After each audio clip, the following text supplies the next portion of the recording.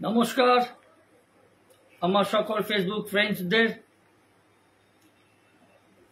জানেন তো আমরা আমরা তো ভারতবাসী এবং আমাদের দেশ বা আমাদের রাজ্য বলুন, রাজ্যগুলোতে বলুন বা কেন্দ্রে যে সরকার আছে বা যতবার থেকে এসছে 1947 সালে ভারত স্বাধীনতার পর স্বচ্ছতার বড় অভাব। এটা সকলেই জানেন, এর নতুন কোনো ব্যাপার নয়। সেই প্রসঙ্গে বলি, শুধু সামাজিকভাবে তো নয়, আরেকটা বিষয় হচ্ছে যে আমরা খুব আশা করি, ক্রিকেটের কথা বাদ দিন, ভারতে ক্রিকেটে 8-9টা দেশ খেলে, এখন আবার ইটালি, নেদারল্যান্ডস যুক্ত হয়েছে, সেগুলো তো পাতে দেওয়ার মতো নয়।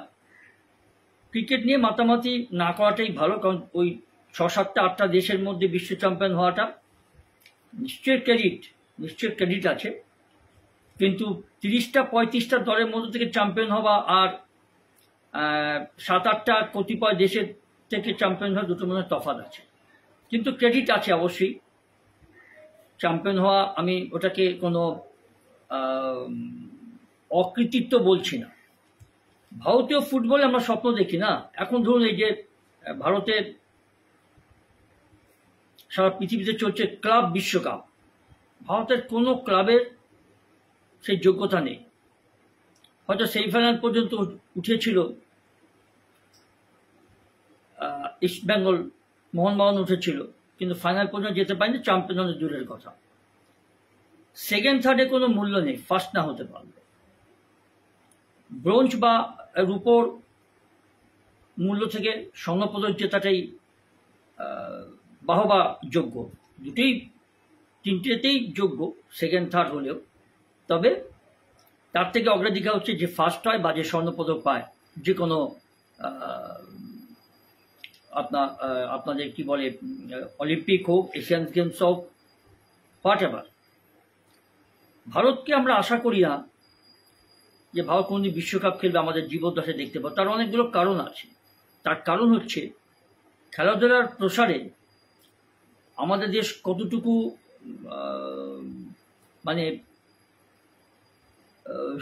সুপ্রশাসক হিসেবে, সে রাজ্য স্তরে বলুন বা কেন্দ্রীয় স্তরে বলুন, স্বচ্ছতার আছে সন্দেহ আছে। তাহলে কি আমাদের দেশে প্রতিভার অভাব নেই? অবশ্যই প্রতিভা আছে, প্রতিভার অভাব নেই, যথেষ্ট প্রতিভা আছে। তার সঙ্গে শারীরিক সক্ষমতা, যেমন বিদেশিরা লম্বা চওড়া তাগড়া, তাদের সেইভাবে তৈরি করা হয়, আর প্রকৃতিগতভাবে তারা সেইভাবেই সুঠাম দেহের অধিকারী বা সুঠাম মানসিকতার অধিকারী। আমাদের দেশের হয়তো সেই ধরনের চেহারা অনেক কষ্ট করে তৈরি করতে হবে, ব্যায়াম করে হোক, পরিশ্রম করে হোক, ওয়ার্কআউট করে হোক, কিন্তু মোটামুটি সেভাবে লড়তে গেলে শারীরিক সক্ষমতার দরকার, তার সঙ্গে উপযুক্ত ট্রেনিং, উপযুক্ত ইনফ্রাস্ট্রাকচার, অবশ্যই দুর্নীতিমূলক নয়, মানে দুর্নীতি মুক্ত হতে হবে। তো যাই হোক, কেন আমাদের দেশ ফুটবলে এগোতে পারছে না?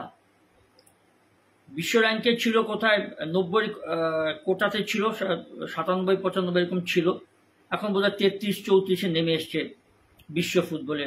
133 বলতে 133, সরি, শুধু 33 নয়, ওই 133 কি 32 এরকম একটা র্যাঙ্কে, শুধু 95-97 এরকম জায়গা থেকে এখন 133 র্যাঙ্কে আছে বিশ্ব ফুটবলে ভারতের স্থান। এবার সেটা নিয়ে একটু আলোচনা করার ইচ্ছে আমার আছে। যেরকম ধরুন, অনেক পুরনো, নিশ্চয় আপনারা জানেন, বিগত বেশ কয়েক বছর আগে ভারতের আভ্যন্তরীণ লিগে বা টুর্নামেন্টগুলিতে যে JCT, Jagjit cotton mills, Punjab থেকে আসতো, সালগাঁওকার, সেটাও গোয়ার একটা ভালো টিম, নামি টিম, মাহিন্দা ইউনাইটেডের মতো দল এককালে দেশ মাতিয়েছে ফুটবলে, প্রচুর ফুটবলারকে উপহার দিয়েছে জাতীয় দলে। আর তারাই আজ ভারতীয় ফুটবলের মানচিত্রে থেকে উড়ে গেছে, অদৃশ্য হয়ে গেছে। কেন? এর উত্তর কে দেবে? তার কিছু কারণ আপনাদের সঙ্গে একটু শেয়ার করব বলে ভেবেছি আর কি। মানে দেখুন, স্থানীয় লিগের গুরুত্ব কমিয়ে রমরমিয়ে শুরু হলো আই লিগ শুরু হলো। তারপর তা সরিয়ে প্রিমিয়ার প্রতিযোগিতা হলো ISL, ইন্ডিয়ান সুপার লিগ, ফুটবলের কথা বলছি। এখন তাও আবার বিষবাও জলে। এই যে ISL ধরুন প্রায় বোধহয় 10 বছর বেশি হয়ে গেল, কিন্তু মান বড় খারাপ। বিদেশি মান যাও 2-4টাকে দেখা যায় ভালো মোটামুটি, কিন্তু টুর্নামেন্টগুলিতে উদ্যোক্তাদের পরিকাঠামো বা স্বচ্ছতা একদম নেই। অনেক ভালো ভালো টিমকে ভুলভাল ডিসিশন দিয়ে হারিয়ে দেওয়া হচ্ছে, পক্ষপাতিত্বমূলক সন্দেহজনকভাবে আসে। আর রেফারিংয়ের মান অতীব জঘন্য। এইসব রেফারিগুলোকে দিয়ে চালাতে হচ্ছে খেলা যেগুলো পক্ষপাতিত্বমূলক ধরা পড়েছে বিভিন্ন খেলায়। যে তার টিমকে হারিয়ে দিয়েছে, জানি না কারণটা কি, সেখানে টাকার খেলা আছে কিনা বলতে পারবো না, যেটা খুব ঘৃণ্য। যার ফলে এই ISL এর জনপ্রিয়তা ক্রমশ একদম নিম্নগতির দিকে। তারপরে এবার 25-26 সালে এই ISL হবে কিনা, Indian super league football tournament, সেটা অনেক সন্দেহ পর্যায়ে আছে। জানি না, এটা হলে ভালো, আমরা চাইব হোক, আমি তো খুব দেখি। এবার দেখুন ব্যাপারটা হচ্ছে কি, যে এই যে ISL এলো ঠিকই, কিন্তু এটাও এখন বিষবাও চলে। ওই আপনার যেটা বলে ওই ডেভেলপমেন্ট, ভারতীয় ফুটবল ডেভেলপমেন্ট, যেটা নীতা আম্বানির স্পন্সরে হয়, তাদের সঙ্গে একটা কোনো ব্যাপারে চুক্তির ব্যাপারে আমি আসছি পরে এই ব্যাপারটায়। এখন তাও দেখুন, এই যে বিষবাও জলে এই ISL জনপ্রিয় ফুটবল হয়েছিল, বেশ 2-3 বছর খুব ভালো জনপ্রিয়তা পেয়েছে, কিন্তু এই ভুল ভাল রেফারিং, মাঠের উপযুক্ত কোনো পরিকাঠামো সেরকম নেই, দেখভালের ব্যবস্থা নেই, ভালো রেফারিং নেই, এগুলোতে মানটা অনেকটা কমে গেছে। অনেক সময় দেখা যায় মাঠে দর্শকই নেই, খেলা হচ্ছে। এইবার দেখুন উঠে গেল কত ক্লাব ভারত থেকে, যারা ভারতের আভ্যন্তরীণ ফুটবল টুর্নামেন্টগুলোতে এক সময় মাতিয়েছে।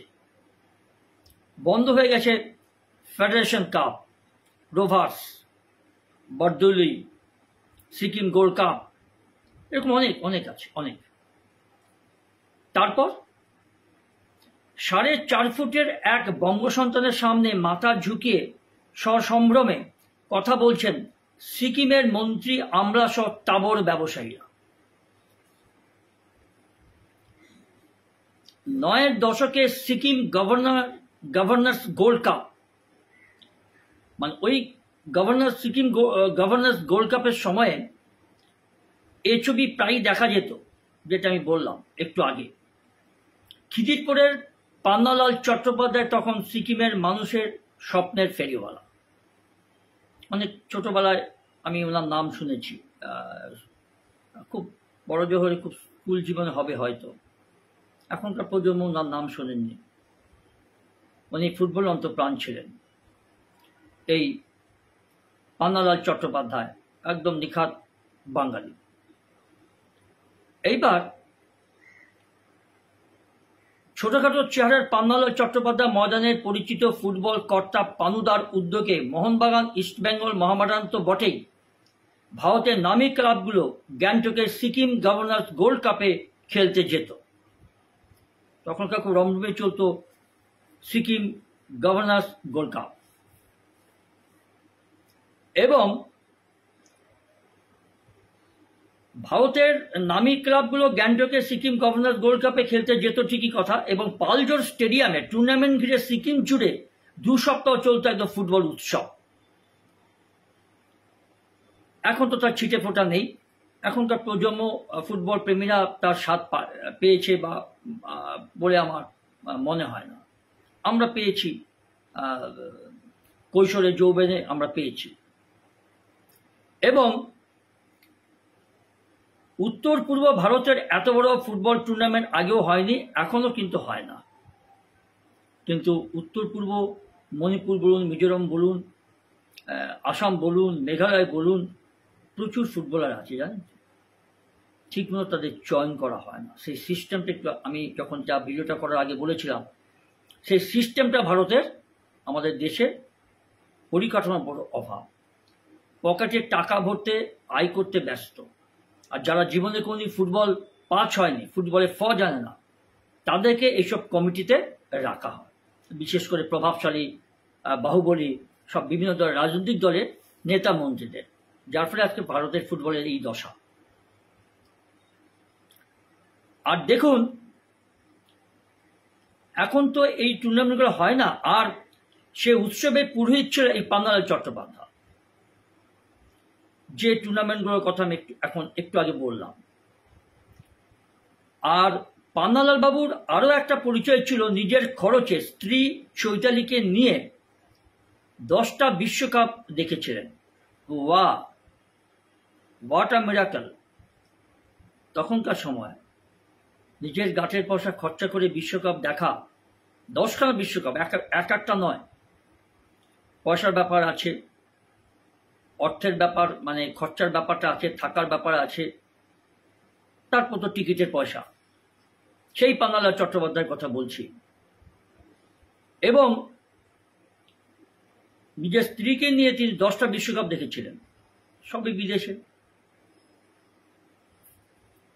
পান্নালাল চট্টোপাধ্যায় যদি ভারতের সেরা কাপগুলোকে গ্যাংটকে নিয়ে যাওয়ার ব্যবস্থা না করতেন তৎকালীন সময়ে, তাহলে কি ভারতীয় ফুটবল বাইচুং ভুটিয়ার মতো নামে পাহাড়ি বিচে, যাকে বলা হয়, কলকাতা মাঠে পাওয়া যেত কি? এরকম বাইচুং ভুটিয়ার মতো অনেক সিকিম থেকে উঠে এসছে, মণিপুর থেকে এসছে, ভারতে মোহনবাগান, ইস্টবেঙ্গলে খেলে গেছে, জেভিয়ার পায়াস গোয়া থেকে এসেছিল, এরকম আছে অনেক অনেক প্লেয়ার পাওয়া যাবে, যেগুলো এখনকার সেই মানে ফুটবলের কোথায় নেই। আর 1992 সালে সিকিম গোল্ড কাপে সিকিমের টিমের হয়ে দুর্দান্ত খেলেছিল নজর কাড়ে 16 বছরের সেই কিশোর বাইচুং ভুটিয়া। সিকিমের প্রত্যন্ত 3 কিটাম গ্রামের ছোট্ট ভাই অর্থাৎ বাইচুং ভুটিয়াকে ভারতীয় ফুটবলের মক্কায় পাঠাতে উঠে পড়ে লাগেন তার কাকা কর্মা ভুটিয়া।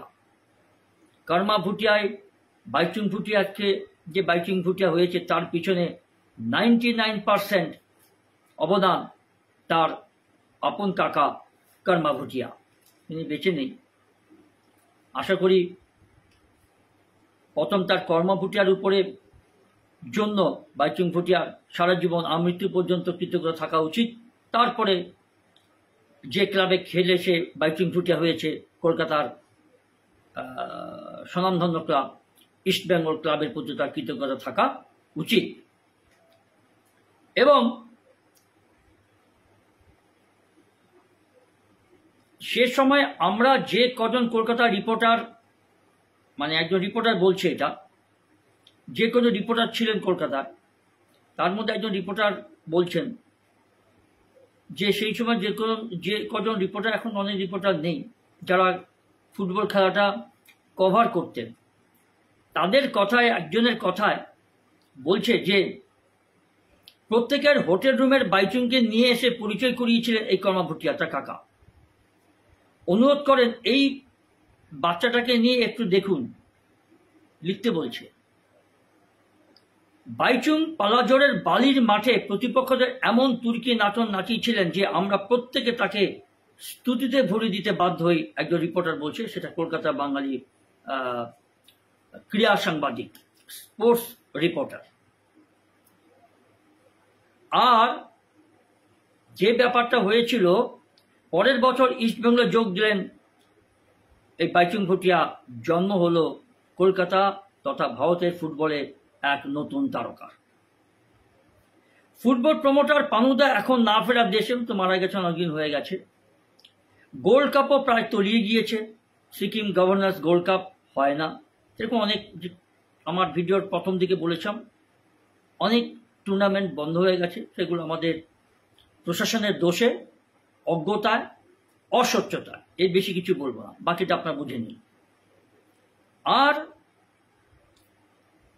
এই যে গভর্নর গোল্ড কাপ, তিস্তার জলে সলিল সমাধি, সিকিমে তিস্তা মানে নর্থ বেঙ্গলের তিস্তা নদীর রমরমা। আমি যখন নর্থ বেঙ্গলে ছিলাম বাবার চাকরি সূত্রে, তিস্তাতে আমি স্নান করেছি। এখন জানি না তিস্তার কি পরিস্থিতি আছে। আরেকটা নদী জলপাইগুড়ি মধ্য দিয়ে গেছে শহরের মধ্যে, করলা নদী। আমি 70-72 দশার পিরিয়ডের কথা বলছি। সেই জলপাইগুড়ি, এখন সেই জলপাইগুড়ি রাজনৈতিক পরিকাঠামোর জন্য তার কৌলিন্য হারিয়েছে। সুকলাং ঘোষের থেকে আমি স্কুলে যখন পড়তাম, তখন সুকলাং ঘোষদার প্রথম বোধহয় ইস্ট বেঙ্গলে খেলতে এসেছিল। সুকলাং ঘোষটা মারা গেছে। দাপিয়ে ফুটবল খেলেছে কলকাতা ফুটবলের ভারতীয় জাতীয় দল। এই জলপাইগুড়িতে প্রচুর ফুটবলার উঠে এসেছিল সেই সময়। এবং জলপাইগুড়ির টাউন ক্লাব, এখনো আছে টাউন ক্লাব, সেই টাউন ক্লাবে আমি হাফ প্যান্ট পরে হাফ জামা পরে আমি খেলা দেখতে যেতাম স্কুল থেকে আসার পরে। সেসব দিনের কথা স্মৃতিতে আছে। দেখেছিলাম বিনা পয়সার টিকিটে কেটে, বাচ্চা তো পয়সা কোথায় পাবো, যেতে যেতে আমাকে ঢুকিয়ে দিয়েছিল গেটম্যান, আর যেতে যেতে পরিচয় হয়ে গিয়েছিল। দেখেছিলাম জলপাইগুড়ি একাদশের সঙ্গে মোহনবাগান একাদশের ফুটবল ম্যাচ, প্রচুর লোক হয়েছিল সেই সময়, প্রচুর লোক হয়েছিল। আমি রাইট উইংয়ে দেখেছিলাম প্রণব রায়কে মোহনবাগান দলে খেলতে, দেখেছিলাম মোহন সিংকে, খুব বাচ্চাকালে অবশ্য, যতটুকু মনে আছে। দেখেছিলাম গোলকিপার পিটার থঙ্গরাজকে, 6 ফিট প্লাস উচ্চতা। এবং সেই ভারতীয় ফুটবল কোথায় চলে গেছে এখন? এই যে ভারতের FA কাপ, ফেডারেশন কাপও কবে উঠে গিয়েছে। 1977 সালে, আমি 70 দশকের কথা বলি, 1977 সালে ফেডারেশন কাপ ফুটবল চালু হয় ভারত সেরা ক্লাব খুঁজতে। ফেডারেশন কাপ চ্যাম্পিয়ন হলে সেই ক্লাবকে বলা হতো ভারত সেরা। সেই ফেডারেশন ক্লাবটাকে অতি বুদ্ধিমান কর্মকর্তারা একদম পরে পাঠিয়ে দিলেন। আর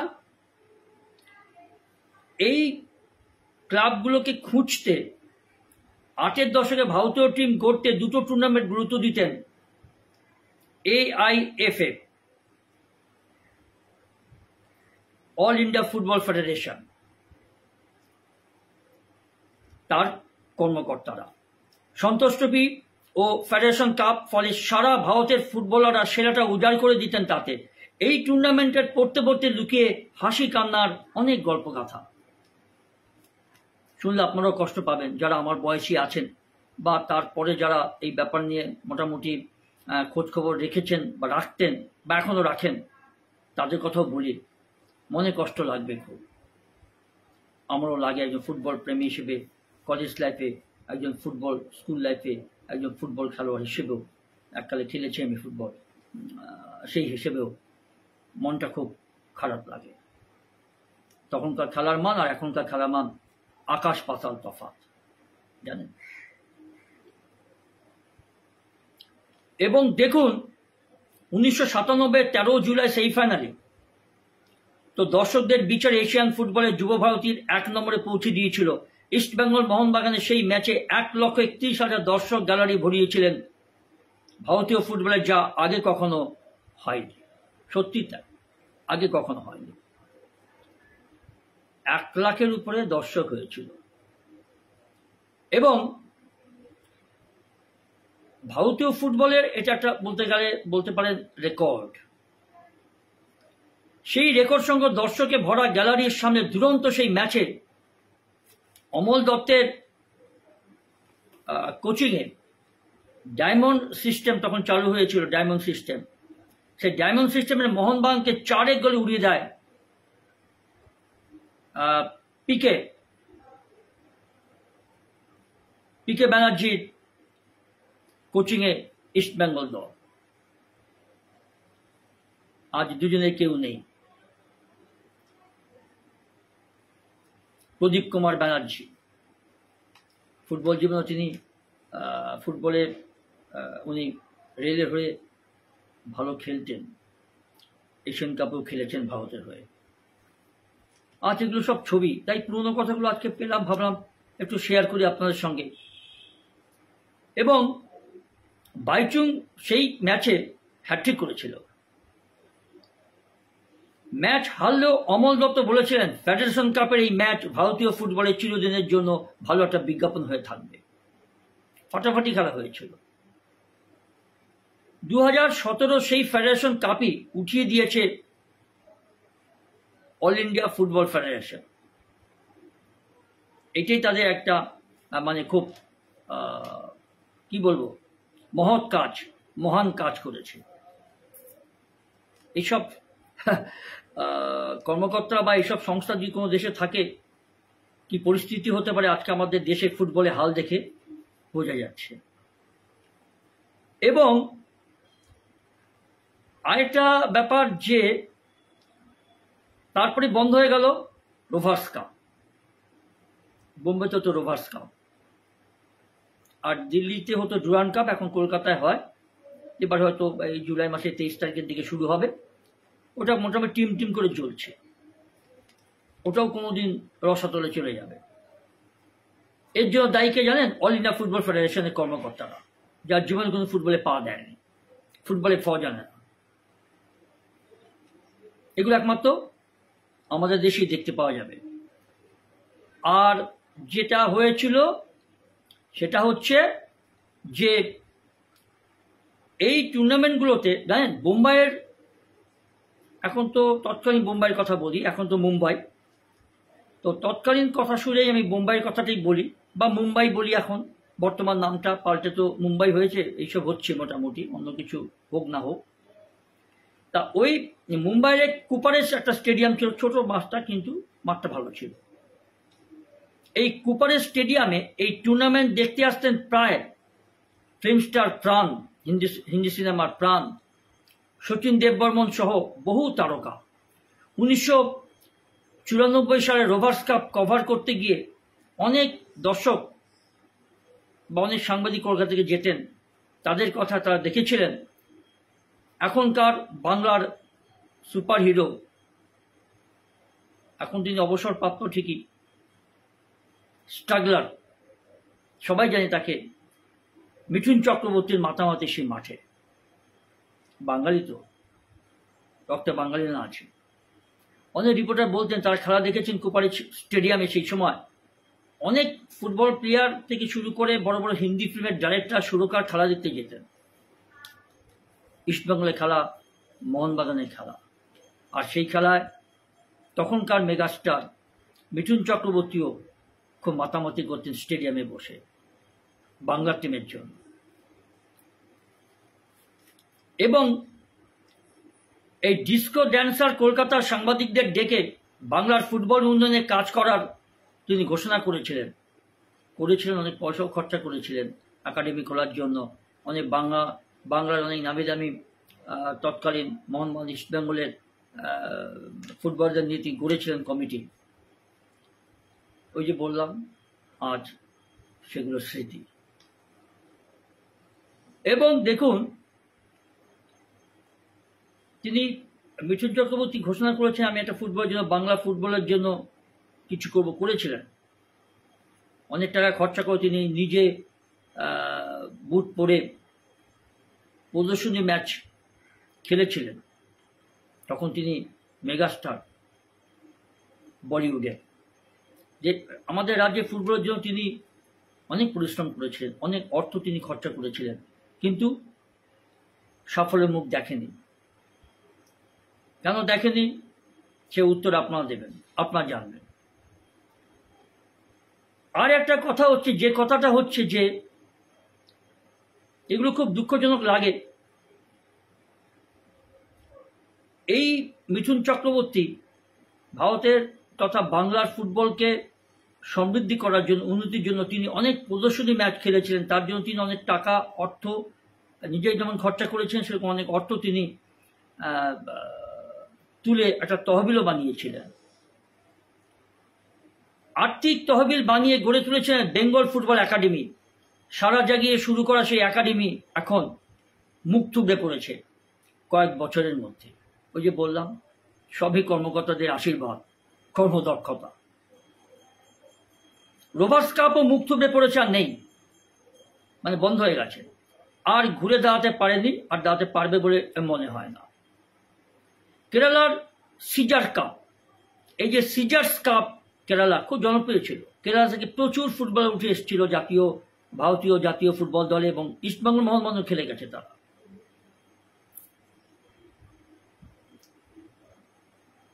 তার মধ্যে হয়তো পি সত্যেন্দ্র সুইসাইড করে, আরেকজন নাম আছে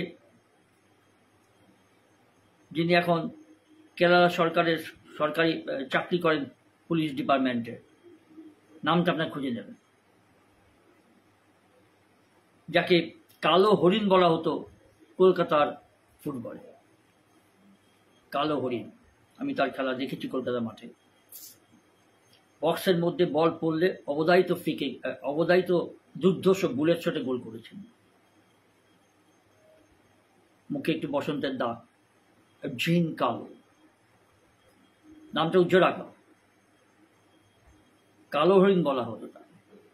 ক্ষিপ্রতা, দুর্ধর্ষ ড্রিবলিং, চকিতে ঘুরে গোল করা, ড্রিবলিং দেখার মতো। যেরকম হেডিং সেরকম স্পিড, চোরাগুপ্তা আক্রমণে তুলে দিতেন।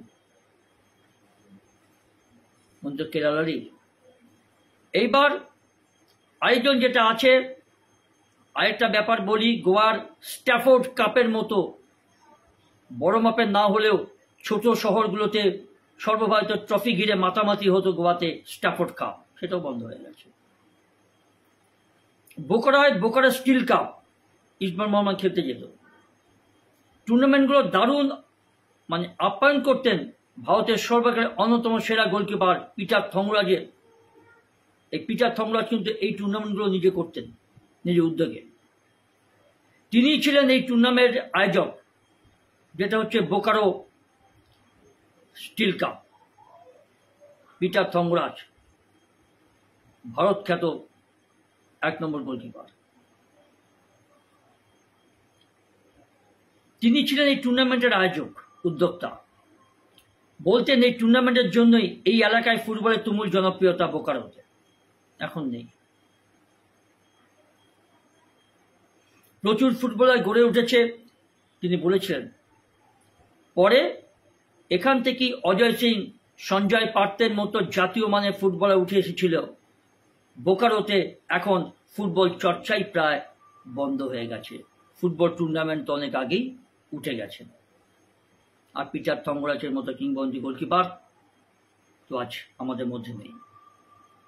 ভারতীয় ফুটবল থেকে যেমন একের পর এক নামি দামি টুর্নামেন্টগুলো হারিয়ে গেছে, বন্ধ হয়ে গেছে, তেমনি মুছে গিয়েছে একের পর এক নামি ফুটবল ক্লাবও। 8-9-এর দশকে মোহনবাগান ইস্টবেঙ্গলের সঙ্গে ট্রফি দখলে যে টিমটা সবচেয়ে বেশি লড়াই হতো তার নাম হচ্ছে জগৎজিৎ কটন মিলস, জেসিটি। পাঞ্জাবের কাপড় মিলের টিম, দুর্ধর্ষ, সব পাঞ্জাবিদের নিয়ে খেলা হতো। পাঞ্জাবি প্লেয়ার ছিল তাতে, তার মধ্যে অনেক প্লেয়ার কলকাতা মোহনবাগান ইস্টবেঙ্গলে খেলে গেছে। যেরকম পাঞ্জাবি তেমনিতেই লম্বা চওড়া টাফ ফুটবল খেলার অধিকারী। এবং এই যে জেসিটি, আরেকটা ছিল ফাগুয়ার কটন মিলস, ওটাও পাঞ্জাবে যে ফাগুয়ার, এই জগৎজিৎ কটন টেক্সটাইল শুধু ট্রফি জিতত না, দেশের মধ্যে প্রথম পরিকল্পিত একাডেমি বানিয়ে পাঞ্জাব থেকে শয়ে শয়ে ফুটবলার গড়ে তোলার কাজটাও করত এই ফুটবল টিমটা। প্রচুর পাঞ্জাবি, হরজিন্দর সিং এর মতো, গুরুদেব সিং এর মতো, ইন্দার সিং, তৎকালীন দুর্ধর্ষ সেন্টার ফরওয়ার্ড ইন্দার সিং এর মতো প্লেয়ারকে জন্ম দিয়েছেন এই পাঞ্জাবের ক্লাবগুলো। আর এখন সেই জেসিটি নতুন শতকে এসে ফুটবলের ঝাঁপ বন্ধ করে দিয়েছে। কারণ আছে, সে কারণ আর বেশি বললাম না, যতটুকু বললাম বুঝে নিন। এবং দেখুন, সালগাওকার ক্লাব, গোয়ার সবচেয়ে নামি দামি ক্লাব ছিল সালগাওকা, সেই ক্লাবটাও জনপ্রিয় তুঙ্গে ছিল। ইস্টবেঙ্গল মোহনবাগানের সঙ্গে কাটে টক্কর দিত সালগাওকা, অনেক ট্রফি জেতা। ক্লাইমেস লরেন্স, জেভিয়ার পায়াস, এইসব ক্লাব থেকে উঠে এসছে। কিন্তু গোয়ার অনেক ভালো ভালো ফুটবলার, ব্রহ্মানন্দ, পি ব্রহ্মানন্দ জাতীয় টিমের গোলকিপার ছিল, এই গোয়া থেকে উঠে এসেছে। কিন্তু আজকে সেই গোয়ার ফুটবল হতশ্রী অবস্থা, বাংলার ফুটবলের মতোই। আর যেটা ছিল সেটা হচ্ছে যে বছর 10 আগে এই ক্লাবটাও, মানে গোয়ার যে ক্লাবটা, সেই ক্লাবটাও কিন্তু, যেটা নাম বললাম সালগাওকা, প্রচুর ট্রফি জিতেছে জাতীয় ভারতীয় ফুটবলে। এই সালগাওকা ক্লাবে জানেন, খুব দুঃখজনক ঘটনা যে এই সালগাওকা ক্লাবে ব্রহ্মানন্দর মতো গোলকিপার, ব্রুনো কুটিনহো, কামেলো গঞ্জালেসের মতো অজস্র জাতীয় মানের ফুটবলার গড়ে দিয়েছে ক্লাব। এখন তো কুটিনহো কলকাতার মেয়ে, বাংলায় বিয়ে করে কলকাতাতে ইস্টবেঙ্গলের কর্মকর্তাদের মধ্যে বা প্রশাসনের মধ্যে আছে, ভালো বাংলা বলেন, উনি এখন বাঙালি হয়ে গেছেন। সেই সময় একমাত্র এই ব্রুনো কুটিনহোর একমাত্র এজেন্ট, ফুটবল এজেন্ট তিনি একমাত্র রেখেছিলেন। তখন তো এজেন্ট রাখার সিস্টেম ছিল না। আরেকটা কথা হচ্ছে যে যেটা দুঃখজনক ঘটনাগুলো, এই ক্লাবগুলো তো আর নেই, ক্লাবগুলো উঠে গেছে, সেই মানে ফুটবলার এখন নেই, একদমই নেই, দেখতেই পাবেন না। আর একটা হচ্ছে জেসিটি সালগাওকারের মতোই এই যে ভারত সেরা ক্লাব ছিল মুম্বাইয়ের জিপম্যান মহিন্দ্রা ইউনাইটেড, গাড়ি তৈরি করে, বড় বড় এলপি লরি তৈরি করে, ছোট ছোট লরি তৈরি করত মহিন্দ্রা ইউনাইটেড। দুঃখ লাগে কি জানেন, এইগুলো আজ নেই, দুঃখ লাগে এগুলো। হয়তো ভিডিওটি বড় হবে, স্কিপ করবেন না, দয়া করে দেখবেন, শুনবেন। রদ বদলের সময় বিরাট বাজেট করে কলকাতা টিমগুলোকে প্রথম ধাক্কা দিয়েছিল, কাজটা শুরু করেছিল এই মহিন্দ্রা ইউনাইটেড। আর এই কোম্পানির ব্যবসা রমরমি চলল, এখন তার ফুটবল থেকে অনেক দূরে। কেন এই মুখ ঘুরিয়ে নিয়েছিল, তার কারণ কি? আসলে গত 2 দশক ধরে সর্বভারতীয় ফুটবল ফেডারেশনের কর্তাদের বিভ্রান্তিমূলক নীতিতেই ক্লাবের মালিকগুলো দিশাহীন হয়ে গেছে, পাল্লা দিয়ে উঠতে পারেনি। টাইম টু টাইম নীতি বদল, তার থেকে তারা ক্লাব গুটিয়ে নিয়েছে, ভারতীয় ফুটবল ক্ষতিগ্রস্ত হয়েছে। 1996 সালে দেখুন